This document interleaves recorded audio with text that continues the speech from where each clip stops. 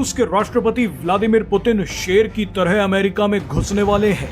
15 अगस्त को जब भारत अपना स्वतंत्रता दिवस मना रहा होगा, उसी दिन पुतिन पूरे लाव लश्कर के साथ अमेरिका के अलास्का में डोनाल्ड ट्रंप के साथ मुलाकात करने जा रहे हैं, ताकि यूक्रेन के साथ चल रही जंग का कोई समाधान निकाला जा सके। मगर इस बड़ी मुलाकात का सबसे बड़ा असर भारत पर पड़ेगा और भारत ने भी इस ऐतिहासिक मुलाकात से पहले अचानक पूरा खेल पलट दिया है।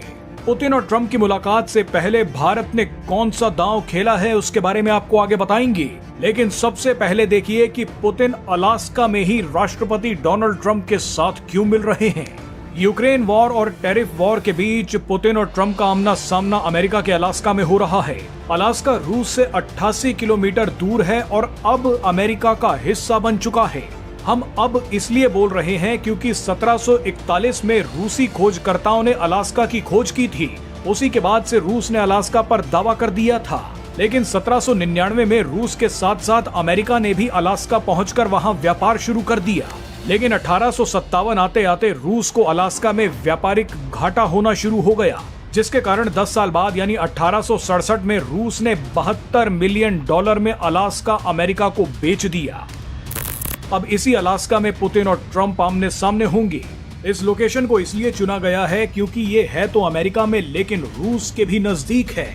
इसके अलावा अलास्का को चुनने का सबसे बड़ा कारण यह है कि एक अंतरराष्ट्रीय कोर्ट ने पुतिन के खिलाफ गिरफ्तारी वारंट जारी कर रखा है। ये गिरफ्तारी वारंट इंटरनेशनल क्रिमिनल कोर्ट ने जारी किया था क्योंकि उसे लगता है कि पुतिन ने यूक्रेन में वॉर क्राइम्स किए हैं। ठीक ऐसा ही एक नेतन्याहू के खिलाफ भी कर रखा है।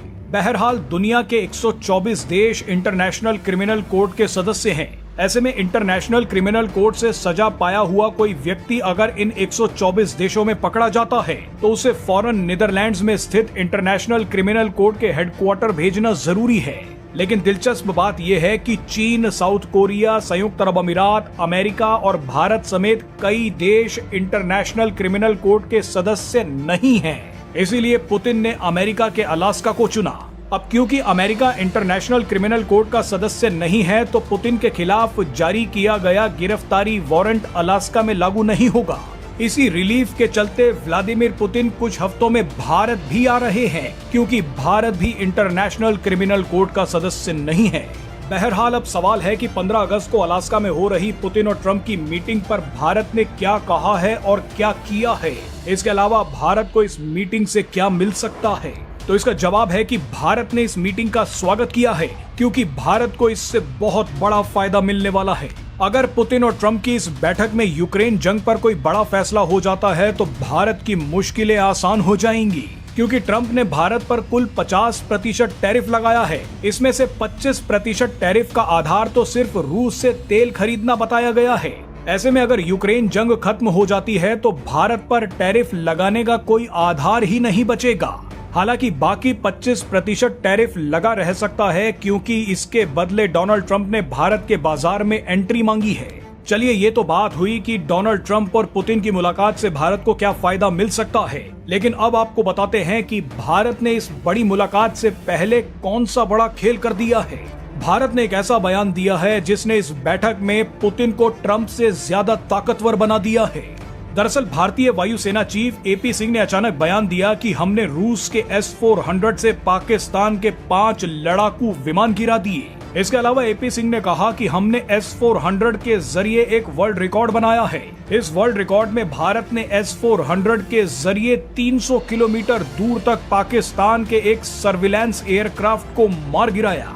S-400 से इतनी दूरी का शिकार तो अब तक रूस भी नहीं कर पाया है। बहरहाल इसके अलावा एपी सिंह ने यह भी बताया कि हमने पाकिस्तान में खड़े F-16 लड़ाकू विमानों को भी नुकसान पहुंचाया है। F-16 लड़ाकू विमान अमेरिका बनाता है। यानी पुतिन और ट्रंप की मुलाकात से पहले भारत ने रूस के हथियारों की तारीफ और अमेरिकी हथियारों की फजीहत कर दी है। भारतीय वायुसेना ने बताया कि रूस का S-400 कितना ताकतवर था, तो वहीं इशारा भी कर दिया कि अमेरिकी F-16 लड़ाकू विमान कितने फिसड्डी हैं।